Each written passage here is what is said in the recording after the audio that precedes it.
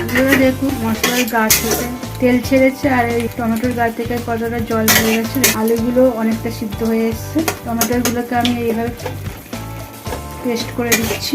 এর মধ্যে আমি ডিমগুলো দিয়ে দেবো। ডিমগুলো দিয়ে এইভাবে ডিমগুলোর গায়ে সব মশলাগুলো মাখিয়ে নিতে হবে। আলুটা যেহেতু আর একটু সিদ্ধ হবে তাই জন্য আমি আর একবার ঢাকা দিয়ে দেবো 10 মিনিটের মতো। দেখুন বন্ধুরা কতটা জল ছেড়েছে। ডিমের রসা আমার হয়েও এসছে। আলুটা দেখুন কত সুন্দরভাবে সিদ্ধ হয়েছে।